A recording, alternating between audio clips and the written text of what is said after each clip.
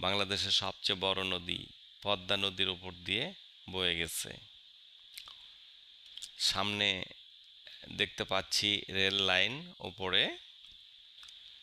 আমরা রেল লাইনের নিচে দিয়ে যাব। হ্যাঁ, নিচে দিয়ে যাচ্ছি। রেল লাইন কি সুন্দর ডান দিকে গেছে, যে আবার এই ব্রিজের নিচে চলে গেছে। কি কারুকার্য, কি ডিজাইন, কি বুদ্ধি! ভাবা যায়, কল্পনা করা যায় আল্লাহ মানুষের মাথায় কত বুদ্ধি দিচ্ছে। আমরা সেই স্বপ্নের সেতু পদ্মা সেতুতে উঠেছি, যাচ্ছি, দুই পাশে দেখছি কি অপরূপ সুন্দর। আমার এত ভালো লাগছে, এত ভালো লাগছে, আরো আগে কেন আসলাম না। ওয়াও, কি সুন্দর দৃশ্য! পদ্মা নদী বাম পাশে দেখতে পাচ্ছি। অসাধারণ সুন্দর, অসাধারণ সুন্দর। আমি যমুনা সেতু দেখেছি। যমুনা সেতুতে প্রতিদিনই বা প্রতি মাসে এক দুইবার যাওয়া হয়, কিন্তু আজকে পদ্মা সেতুতে উঠে আমি মনে হচ্ছে যেন স্বপ্নের রাজ্যে চলে গেছি। কি অসাধারণ পদ্মা সেতু! নিজের চোখে না দেখলে বিশ্বাসই করা যায় না। তাই আমি আমার সকল বন্ধুদের বলবো, তোমরা এসে পদ্মা সেতু দেখে যাও নিজের চোখে, এবং পদ্মা সেতুতে উঠে কিছুটা সময় ব্যয় করো, জীবনটাকে উপভোগ করো, মনটা ভালো থাকবে, খুব ভালো লাগবে।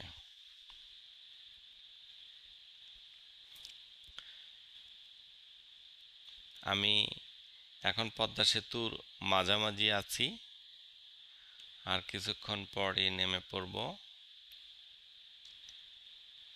ব্রিজ থেকে। চলছি আমরা, এখনো প্রায় 3 মিনিট লাগবে, 3 সাড়ে 3 মিনিট লাগবে যাইতে। এই তো নদীর মাঝখানে আমরা, শুধু পানি বাম দিকে দেখতে পাচ্ছি, শুধু পানি আর পানি, পানি আর পানি।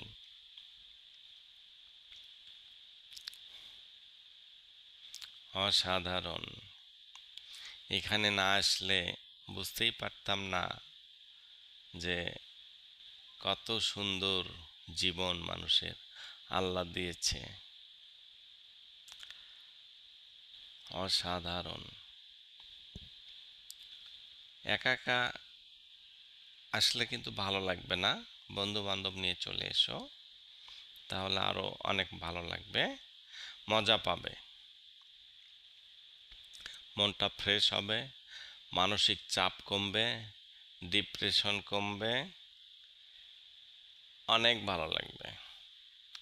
দেখবা কাজে প্রফুল্লতা আসবে, মনে প্রফুল্লতা আসবে, কাজে মন বসবে, সকল কাজ করতে ইচ্ছে করবে। তোমাদের কাছে আমার অনুরোধ, জীবনের যে কটা দিনই বেঁচে থাকো, আমাদের দেশের মধ্যে এই ব্রিজটা অন্তত দেখে যাও।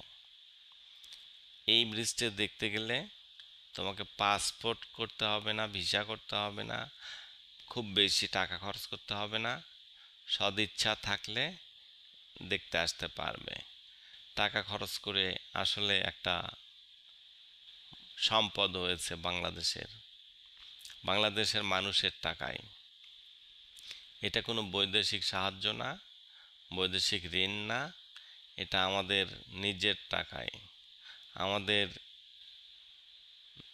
মাসে জমানো টাকা, সেখান থেকে ট্যাক্স নিয়ে বা প্রতি মাসের মানে প্রতি 1 মাসের বেতন কেটে নিয়ে বাংলাদেশের মানুষের কাছ থেকে, সকল চাকরিজীবীর কাছ থেকে